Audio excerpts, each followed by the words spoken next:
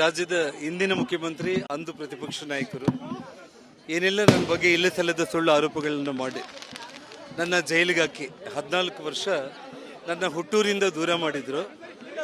ಇವತ್ತು ಸರ್ವೋಚ್ಚ ನ್ಯಾಯಾಲಯ ಶಾಶ್ವತವಾಗಿ ನಾನು ಬಳ್ಳಾರಿಯಲ್ಲಿ ನೆಲೆಸೋದಕ್ಕೆ ಇವತ್ತೇನು ಸುಪ್ರೀಂ ಕೋರ್ಟ್ ಪರ್ಮಿಷನ್ ಕೊಟ್ಟಿದೆ. ನಿಜವಾಗ್ಲೂ ಕೂಡ ಅದನ್ನು ಮಾತಲ್ಲಿ ಹೇಳೋದಕ್ಕೆ ಸಾಧ್ಯನೇ ಇಲ್ಲ. ಆ ಭಗವಂತ ಇವತ್ತು ನಮ್ಮ ಅಲ್ಲಿಪುರಿ ತಾತ ಆಗಿರ್ಬೋದು, ಬಳ್ಳಾರಿ ತಾಯಿ ದುರ್ಗಮ್ಮ ಆಗಿರ್ಬೋದು, ಅಂಜನಾದ್ರಿ ಹನುಮಂತ ಎಲ್ಲರ ಆಶೀರ್ವಾದದಿಂದ ಇವತ್ತು ನನ್ನ ಹುಟ್ಟೂರಿಗೆ ನಾನು ಬಂದಿದ್ದೀನಿ.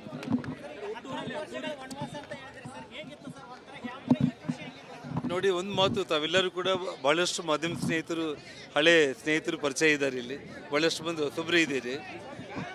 ಎಲ್ಲ ನಾವು ಇಡೀ ಜಗತ್ತೇ ನಾವು ಸುತ್ತಿ ಬಂದರೂ ಕೂಡ ನಮ್ಮೂರಲ್ಲಿ ಒಂದು ಸಣ್ಣ ಗುಡಿಸಲೆಯಲ್ಲಿ ನೆಲದ ಮೇಲೆ ಮಲ್ಕೊಂಡ್ರೂ ಕೂಡ ಅದು ನಮಗೆ ಸ್ವರ್ಗಕ್ಕೆ ಸಮಾನ. ಹಾಗಾಗಿ ಹುಟ್ಟಿ ಬೆಳೆದಿರುವಂಥ ಈ ಊರಲ್ಲಿ ಒಂದು ಕ್ಷಣ ಕೂಡ ಬಳ್ಳಾರಿ ಬಿಟ್ಟು ಬದುಕಲಿಕ್ಕೆ ಆಗ್ತಾ ಇದ್ದಿಲ್ಲ.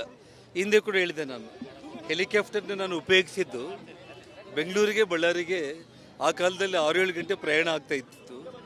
ಕೇವಲ 2 ತಾಸಲ್ಲಿ ನಾನು ಹೋಗಿ ಬರೋದ್ರಿಂದ ಸುಮಾರು 10 ಗಂಟೆಗಳ ಕಾಲ ನನ್ನ ಬಳ್ಳಾರಿ ಜನರ ಜೊತೆ, ನನ್ನ ಕಾರ್ಯಕರ್ತರ ಜೊತೆ ನನ್ನ ಕಾಲ ಕಳಿಬೋದು ಅನ್ನುವಂಥ ಒಂದು ವಿಚಾರಕ್ಕೆ ಒಂದು 20 ಕೋಟಿ ಬೆಲೆ ಮಾಡೋ ಒಂದು ಹೆಲಿಕಾಪ್ಟರ್ನ ಸುಮಾರು, ಅಂದರೆ ಅದನ್ನು ತುಂಬ ಒಂದು ಖಳನಾಯಕ ರೀತಿಯಲ್ಲಿ ಇಡೀ ರಾಜ್ಯದಲ್ಲಿ ಅಂದಿನ ಪ್ರತಿಪಕ್ಷ ನಾಯಕರು ಬೆಂಬಿಸಿ ಅವರೆಲ್ಲ ಏನು ಮಾಡಿದ್ದಾರೆ ಇವತ್ತು ತಮ್ಮ ಕಣ್ಣಾರ ತಾವೇ ನೋಡ್ತಾ ಇದ್ದೀರಿ. ಆ ಕರ್ಮ ಅನ್ನೋದು ಯಾರನ್ನ ಬಿಡಲ್ಲ ಅಂತ ನಾನು ಹೇಳಿದೆ. ಇವತ್ತು ನನ್ನೂರಿಗೆ ನಾನು ಬಂದಿದ್ದೇನೆ. ಅವ್ರ ಊರನ್ನು ಅವ್ರು ಬಿಡೋ ಸಮಯ ಭಾಳ ಹತ್ತಿರಕ್ಕೆ ಬಂದಿದೆ ಅಷ್ಟೇ. ಖಂಡಿತವಾಗ್ಲೂ ಕೂಡ ನೋಡಿ, ನನಗೆ ತಮ್ಮೆಲ್ಲರೂ ಕೂಡ ಮೊದಲಿಂದ ಕೂಡ ಗೊತ್ತು, ಶ್ರೀನಿವಾಸ್ ನಿಮಗೂ ಸೀನಿಯರ್ ಇದ್ದೀರಿ. ಕರ್ನಾಟಕದಲ್ಲಿ ಬೆಂಗಳೂರು ಮಹಾನಗರ ನಂತರ ಅತಿ ದೊಡ್ಡ ಮಹಾನಗರ ಆಗೋದಕ್ಕೆ ಭೌಗೋಳಿಕವಾಗಿ ಕೇವಲ ಬಳ್ಳಾರಿಗೆ ಮಾತ್ರ ಇಡೀ ಕರ್ನಾಟಕದಲ್ಲಿ ಅವಕಾಶ ಇರುವಂಥದ್ದು. ನಾನು ಹೇಳಿದೆ, ಮೈಸೂರಿಗೆ ತಂದೆಯಾಗಿರುವಂಥ ಇತಿಮಿತಿಗಳಿದೆ. ಫಾರೆಸ್ಟ್ ಆಗಿರ್ಬೋದು, ನದಿಗಳಾಗಿರ್ಬೋದು, ಬೆಳಗಾವಿಗೆ ಕೆಲವೊಂದು ಸಮಸ್ಯೆಗಳಿರ್ಬೋದು, ಅಥವಾ ಈ ರೀತಿ ನಾವು ತಗೊಂಡಾಗ ನಮ್ಮ ಬಳ್ಳಾರಿಗೆ ಸುತ್ತಮುತ್ತಲ ಎಲ್ಲ ರೀತಿಯಲ್ಲಿ ತಗೊಂಡ್ರೂ ಕೂಡ ಭೌಗೋಳಿಕವಾಗಿ ಒಂದು ದೊಡ್ಡ ಮಹಾನಗರ ಆಗೋದಕ್ಕೆ ಇಲ್ಲಿನ ಸಂಪತ್ತು, ಇಲ್ಲಿನ ಖನಿಜ ಸಂಪತ್ತು, ಇಂಡಸ್ಟ್ರೀಸು. ನಾನೊಂದು ಮಾತಿನೊಂದು ಸ್ಲೋಗನ್ ಹೇಳಿದ್ದೆ, ನಾನು ಚೈನಾಗೆ ಬೀಜಿಂಗ್ ಯಾವ ರೀತಿನೋ ಭಾರತಕ್ಕೆ ಬಳ್ಳಾರಿ ಆ ರೀತಿ ಆಗಬೇಕು ಅಂತೇಳಿ ನಿಮ್ಮೆಲ್ಲರ ಒಂದು ಆಶೆ ಇದ್ದಂತೆ ಇವತ್ತೇನು ಬೀಜಿಂಗ್ ಚೈನಾಗೆ, ಭಾರತಕ್ಕೆ ಬಳ್ಳಾರಿ ಅಂದರೆ ಸ್ಟೀಲ್ ಹಬ್, ಸೋಲಾರ್ ಹಬ್ ಆಗಬೇಕು. 10 ಲಕ್ಷ ಯುವಕರಿಗೆ ಇಡೀ ಉತ್ತರ ಕರ್ನಾಟಕ ಭಾಗದಲ್ಲಿ ಅವರಿಗೆ ಉದ್ಯೋಗ ಅವಕಾಶ ಸಿಗಬೇಕು ಅನ್ನೋ ಕನಸು ಕಂಡು ನಾನು ಮಾಡ್ತಾ ಇದ್ದೆ. ಆ ಎಲ್ಲ ಕನಸುಗಳನ್ನು ನನಸು ಮಾಡ್ಕೊಳ್ಳೋದಕ್ಕೆ ಅವಕಾಶ ಕೊಡದೇನೆ ಇಷ್ಟೆಲ್ಲ ಕೆಲಸಗಳು ಮಾಡಿದರೆ ಶಾಶ್ವತವಾಗಿ ರಾಜಕೀಯದಲ್ಲಿ ಇವರು ನೆಲೆಯೂರ್ತಾರೆ ಅಂತ ಅಂದ್ಕೊಂಡ್ರೆ ಆಗಲಿ, ನನಗೆ ರಾಜಕೀಯಕ್ಕಿಂತ ಮುಖ್ಯವಾಗಿದ್ದು ಕಡು ಬಡತನದಿಂದ ಬಂದಿರುವಂಥ ನಾವು ಈ ಬಳ್ಳಾರಿ ತೀರಾ ಹಿಂದುಳಿದ ಭಾಗ ಅಂತೇಳಿ ಹಣೆಪಟ್ಟಿಗೆ ಕಾರಣ ಆಗಿರುವಂಥ ನಮ್ಮ ಬಳ್ಳಾರಿಯನ್ನು ಅತ್ಯಂತ ಶ್ರೀಮಂತ ಜಿಲ್ಲೆಯಾಗಿ ಇಡೀ ಪ್ರಪಂಚ ಪುಟದಲ್ಲಿ ಬಳ್ಳಾರಿ ಎದ್ದು ಕಾಣಿಸಬೇಕು ಅನ್ನೋ ಕನಸು ನನಗೇನಿತ್ತು. ತಮ್ಮೆಲ್ಲರ ಆಶೀರ್ವಾದದಿಂದ, ಬಳ್ಳಾರಿ ಜನತೆಯ ಆಶೀರ್ವಾದದಿಂದ, ಅಖಂಡ ಜಿಲ್ಲೆಯ ಜನರ ಆಶೀರ್ವಾದದಿಂದ ಖಂಡಿತವಾಗ್ಲೂ ಕೂಡ ಆ ಭಗವಂತ ನನಗೆ ಆರೋಗ್ಯ, ಆಯುಷ್ ಅನ್ನೋದು ಒಂದೇ ಕೊಡಬೇಕು. ಬಿಟ್ಟರೆ ನನ್ನ ಕನಸನ್ನು ನನಸು 100ಕ್ಕೆ 100 ನಾನು ಮಾಡೇ ಮಾಡ್ತೀನಿ. ಬಳ್ಳಾರಿ ಚಿತ್ರ 2000 ನಂತರ ಸಂಪೂರ್ಣವಾಗಿ ಬದಲಾಗಿದೆ. ಈಗ ಅಖಂಡ ಬಳ್ಳಾರಿ ಜಿಲ್ಲೆ ನಂತರ ಬಳ್ಳಾರಿ ಸಂಪೂರ್ಣ ಕಾಂಗ್ರೆಸ್ಮಯ ಆಗಿದೆ. ತಾವು ಬಳ್ಳಾರಿಗೆ ಬರ್ತಾ ಇದ್ರಿ, ದೊಡ್ಡ ಸವಾಲು ಕೂಡ ಇದೆ ತಮಗೆ. ನೋಡಿ, ನಾನು ಒಂದು ವಿಷಯ ಹೇಳ್ತಾ ಇದ್ದೀನಿ. ಒಂದು ಕಾಲದಲ್ಲಿ ಬಳ್ಳಾರಿಯಲ್ಲಿ ಗ್ರಾಮ ಪಂಚಾಯಿತಿ ಸದಸ್ಯರು ಕೂಡ ಇಲ್ಲದೇ ಇರುವಂಥ ಈ ಜಿಲ್ಲೆಯಲ್ಲಿ 189 ಗ್ರಾಮ ಪಂಚಾಯಿತಿಗಳಲ್ಲಿ ಕೂಡ ಅಧಿಕಾರವನ್ನು ಕೈಗೊಂಡು ಪುರಸಭೆಗಳಲ್ಲಿ, ಪಟ್ಟಣ ಸಭೆಗಳಲ್ಲಿ, ನಗರಸಭೆಗಳಲ್ಲಿ, ಬಳ್ಳಾರಿ ಮಹಾನಗರ ಪಾಲಿಕೆಯಲ್ಲಿ ಇಡೀ ಕರ್ನಾಟಕ ರಾಜ್ಯದಲ್ಲಿ ಮೊದಲ ಜಿಲ್ಲಾ ಪಂಚಾಯತ್ ಬಳ್ಳಾರಿಯನ್ನು ಹೆಗ್ಗಳಿಕೆಗೂ ನಾನಿವತ್ತು ಏನು ಕಷ್ಟಪಟ್ಟು ಇವತ್ತು ನಾವೆಲ್ಲರೂ ಕೂಡ ಅಭಿವೃದ್ಧಿ ಮಾಡಿದ್ದೀವಿ. ಇವತ್ತು ಒಂದು ಕಾಲಕ್ಕೆ ತಕ್ಕಂಗೆ ಇವತ್ತು ಅದು ನನ್ನ ಅನುಪಸ್ಥಿತಿ ಅಂತ ನಾನು ಹೇಳೋದಕ್ಕಿಂತ ಕೂಡ ಕೆಲವೊಂದು ಕಾರಣಗಳಿಂದ ಇವತ್ತು ಪಕ್ಷ ಹಿನ್ನಡೆ ಅನುಭವಿಸಿರ್ಬೋದು. ಬರೋ ದಿನಗಳಲ್ಲಿ ಸಂಪೂರ್ಣ ಅಖಂಡ ಜಿಲ್ಲೆಯಲ್ಲಿ ಭಾರತೀಯ ಜನತಾ ಪಕ್ಷ ಮತ್ತೆ ಪುಟಿದೇಳುತ್ತೆ. 100ಕ್ಕೆ 100 ಇಡೀ ದೇಶ ನೋಡುವಂಥ ಒಂದು ರೀತಿಯಲ್ಲಿ ಬರೋ ದಿನಗಳಲ್ಲಿ ಇವತ್ತು ಈ ಸರ್ಕಾರ ಈ ಒಂದೇ ವರ್ಷದಲ್ಲೇ ತನ್ನ ಕಳೆಯನ್ನು ಕಳ್ಕೊಂಡ್ಬಿಟ್ಟಿದೆ. ಇವತ್ತು ಜನರ ವಿಶ್ವಾಸ ಕಳ್ಕೊಂಡಿದೆ. ಬರೋ ದಿನಗಳಲ್ಲಿ ಯಾವ ರೀತಿ ಸನ್ಮಾನ್ಯ ಯಡಿಯೂರಪ್ಪ ಅವ್ರ ಜೊತೆಯಲ್ಲಿ ನಾವು 2008ರಲ್ಲಿ ನಾವು ಕೆಲಸ ಮಾಡಿದ್ದೀವೋ, ಆ 28ಕ್ಕೆ 2 ದಶಕಗಳ ನಂತರ ಮತ್ತೆ ಆ ಪೂರ್ವ ವೈಭವ ಈ ಜಿಲ್ಲೆಗೆ ಬರುತ್ತೆ ಮತ್ತು ಎಲ್ಲ ನನ್ನ ಕನಸಿನ ಯೋಜನೆಗಳು ಪೂರೈಸುತ್ತೆ. ಇಡೀ ನಮ್ಮ 13 ಉತ್ತರ ಕರ್ನಾಟಕ ಜಿಲ್ಲೆಗಳಲ್ಲಿರುವಂಥ ಯುವಕರು ಎಲ್ಲರೂ ಕೂಡ ಉದ್ಯೋಗಾವಕಾಶಕ್ಕೆ ಈ ನಮ್ಮ ಭಾಗದಲ್ಲೇ ಅವರು ಜೀವನ ಮಾಡುವಂಥ ಒಂದು ಒಳ್ಳೆಯ ಸಮಯ ಮುಂದೆ ಬಂದೇ ಬರುತ್ತೆ. ಯಾವ ರೀತಿಯಾಗಿ ಒಗ್ಗಟ್ಟಾಗಿ ಪಕ್ಷವನ್ನು ಕಟ್ತೀರಿ? ನೋಡಿ, ವಿಷಯ ಇಲ್ಲಿ ಸಹೋದರರು ಸ್ನೇಹಿತರು ಅನ್ನೋ ಪ್ರಶ್ನೆ ಬರಲ್ಲ. ಇವತ್ತು ಪಕ್ಷ ಮುಖ್ಯ. ಪಕ್ಷ ಏನು ನಿರ್ಧಾರ ತಗೊಳ್ಳುತ್ತೆ, ಪಕ್ಷದ ಆಶಯದಂತೆ ನಾನು ಮುನ್ನುಗ್ತೀನಿ ಬಿಟ್ಟರೆ ಇಲ್ಲಿ ಯಾವುದೇ ಒಂದು ವೈಯಕ್ತಿಕ ಸಂಬಂಧಗಳಿಗೆ ನಾನು ಪ್ರಾಮುಖ್ಯತೆ ಕೊಡೋ ಪ್ರಶ್ನೆನೇ ಬರಲ್ಲ.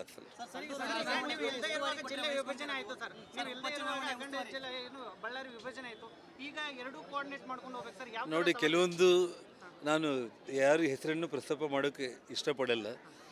ಏನು ಈ ಹಂಪಿ, ಬಳ್ಳಾರಿ ಅಂತಂದರೆ ಹಂಪಿ, ಆ ಒಂದು ವಿಚಾರದಲ್ಲಿ ಕೆಲವೊಬ್ಬರು ರಾಜಕೀಯವಾಗಿ ದುರುದ್ದೇಶದಲ್ಲಿ ಸ್ವಾರ್ಥಕ್ಕೆ ಅವ್ರು ಏನು ಪ್ರಯತ್ನ ಮಾಡಿದರು, ಅವ್ರು ಇವತ್ತು ರಾಜಕೀಯವಾಗಿ ಅವರು ವನವಾಸ ಅನುಭವಿಸ್ತಾ ಇದ್ದಾರೆ. ನಾನು ಹೇಳ್ತಾ ಇರೋದು ಅದೆಲ್ಲವುದನ್ನು ಮರೆಯೋಣ ನಾವು. ಇವತ್ತು ನನಗೆ ಇಡೀ ಅಖಂಡ ಜಿಲ್ಲೆ ಆಗಿರ್ಬೋದು, ಉತ್ತರ ಕರ್ನಾಟಕ, ದಕ್ಷಿಣ ಕರ್ನಾಟಕ ಅನ್ನೋದಲ್ಲ. ಒಬ್ಬ ಭಾರತೀಯ ಜನತಾ ಪಕ್ಷದ ಕಾರ್ಯಕರ್ತನಾಗಿ ಜನರು ಇಡೀ ರಾಜ್ಯದಲ್ಲಿ ಎಲ್ಲಿಗೋದ್ರೂ ಕೂಡ ಇದೇ ಸ್ವಾಗತವನ್ನು ಕೊಡ್ತಾ ಇದ್ದಾರೆ. ಪಕ್ಷದ ಏಳಿಗೆಗೋಸ್ಕರ ನಾನು ಶ್ರಮ ಪಡ್ತೀನಿ. ಸಂಡೂರು ಉಪಚುನಾವಣೆಯಲ್ಲಿ ನಾನು ಉಸ್ತುವಾರಿ ವಹಿಸಿಕೊಳ್ಳೋದು ಮುಖ್ಯ ಅಲ್ಲ. ಒಬ್ಬ ಸಾಮಾನ್ಯ ಕಾರ್ಯಕರ್ತನಾಗಿ ಮನೆ ಮನೆಗೂ ಕೂಡ ತೆರಳಿ 100ಕ್ಕೆ 100 ಸಂಡೂರು ಉಪಚುನಾವಣೆಯಲ್ಲಿ ಭಾರತೀಯ ಜನತಾ ಪಕ್ಷದ ಅಭ್ಯರ್ಥಿ ಪ್ರಚಂಡ ಬಹುಮತದಿಂದ ಒಂದು ಐತಿಹಾಸಿಕ ಗೆಲುವನ್ನು ನೋಡುವಂಥ ಒಂದು ರೀತಿಯಲ್ಲಿ ನಾನು ಗೆಲ್ಲಿಸ್ಕೊಂಡು ಬರ್ತೀನಿ. ಒಬ್ಬ ಸಾಮಾನ್ಯ ಕಾರ್ಯಕರ್ತರಾಗಿ ಅನ್ನೋ ವಿಶ್ವಾಸ ನನಗಿದೆ.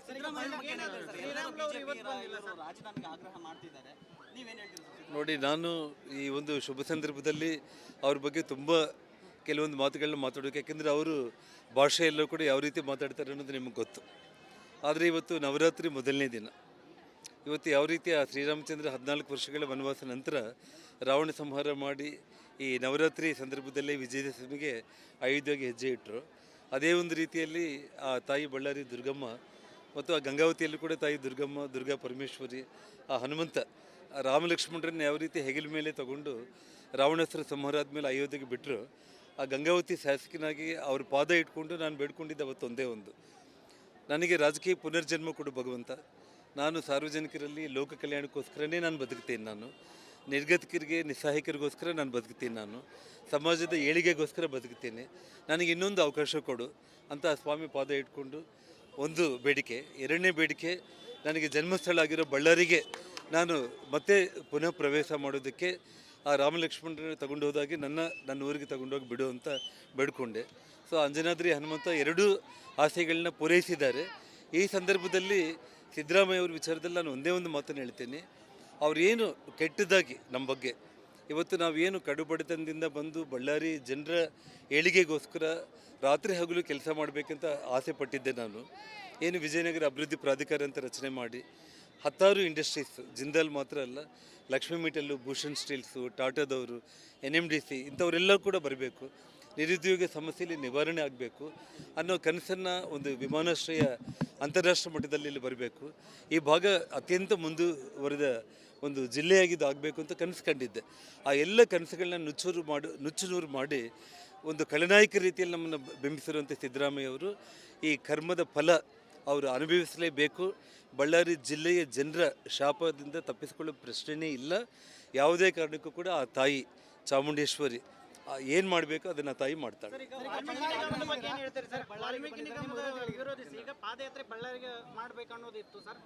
ನೋಡಿ, ನಾನು ಒಂದೇ ಒಂದು ವಿಷಯ ಹೇಳ್ತೇನೆ. ವಾಲ್ಮೀಕಿ ನಿಗಮದ ಹಗರಣ ಆದಾಗ ಅದರಲ್ಲಿ ನಾಗೇಂದ್ರ ಅವರೇ ಖಳನಾಯಕರಾಗಿ ಬಿಂಬಿಸಿದ್ದಾರೆ.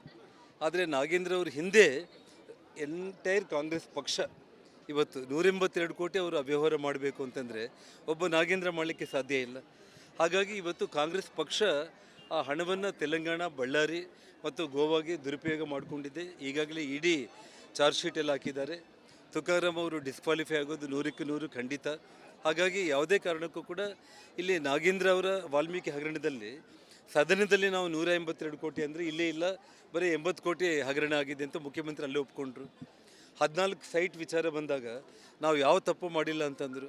ಎರಡನೇದಾಗಿ 62 ಕೋಟಿ ಹಣ ವಾಪಸ್ ಕೊಡ್ರಿ ಅಂತ ಕೇಳ್ತಾರೆ. ಇವತ್ತು ಸೈಟ್ ಶ್ರೀಮತಿಯಿಂದ ವಾಪಸ್ ಕೊಡ್ತೀವಿ ಅಂತ ಹೇಳ್ತಾರೆ. ಅಂದರೆ ಇವತ್ತು ನಮ್ಮ ವಿಚಾರದಲ್ಲಿ ಬಳ್ಳಾರಿಗೆ ಬಂದಾಗ ಇವರು ದುರಹಂಕಾರಿಗಳು, ಕಳ್ಳನಾಯಕರು, ಇವರು ಲೂಟಿ ಹೊಡೆದಿದ್ದಾರೆ, ಲಕ್ಷ ಕೋಟಿ ಅಂತ ಹೇಳಿದರು. ನಾನಿವತ್ತು ತಾತನ ಮಠದಲ್ಲಿ ಇಲ್ಲೇ ನಾನು ನಿಂತ್ಕೊಂಡು ನಿಮ್ಮ ಮುಂದೆ ಹೇಳ್ತಾ ಇದ್ದೀನಿ. ನಾನು ಯಾವುದೇ ಒಂದು ರೂಪಾಯಿ ನಾನು ಅವ್ಯವಹಾರ ಮಾಡಿದರೂ ಕೂಡ ಇವತ್ತು ಆ ಭಗವಂತನೇ ನನಗೆ ಶಿಕ್ಷೆ ಕೊಡಬೇಕು. ಇವತ್ತು ಯಾವುದು ನಾವು ತಪ್ಪು ಮಾಡಿಲ್ಲ.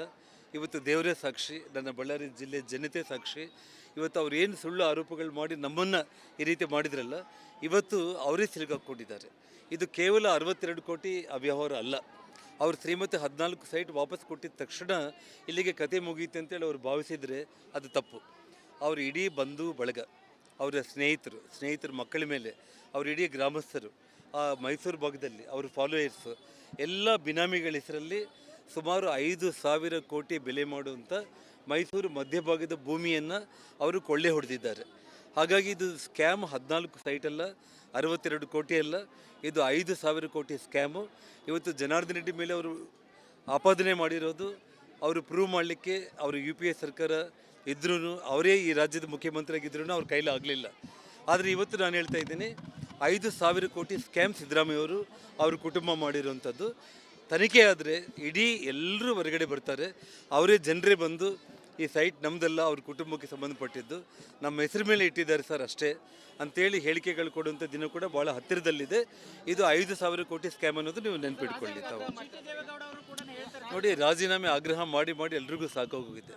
ಇವತ್ತು ಜನಾರ್ದನ್ ರೆಡ್ಡಿ ರಾಜೀನಾಮೆ ಕೊಡಬೇಕು, ಯಡಿಯೂರಪ್ಪ ರಾಜೀನಾಮೆ ಕೊಡಬೇಕಂದಾಗ ಲಾಲ್ ಕೃಷ್ಣ ಅದ್ವಾನಿ ಅವರು ದೆಹಲಿಯಿಂದ ಒಂದೇ ಒಂದು ಫೋನ್ ಕಾಲ್ ಮಾಡಿ ಪಕ್ಷಕ್ಕೆ ಮುಜುಗರ ಆಗಬಾರ್ದು, ತಾವು ರಾಜೀನಾಮೆ ಕೊಡಿ ಅಂತಂದರೆ ಯಡಿಯೂರಪ್ಪ ಅವರು ಮತ್ತು ನಾನು ನಮ್ಮ ಶಾಸಕರ ಜೊತೆಯಲ್ಲಿ ಸೇರಿ ಸರ್ಕಾರನೇ ವಿಸರ್ಜನೆ ಮಾಡಿ ಗವರ್ನರ್ ಹತ್ರ ಹೋಗಿ ರಾಜೀನಾಮೆ ಪತ್ರ ನಾವು ಸಮರ್ಪಣೆ ಮಾಡಿದ್ದೀವಿ.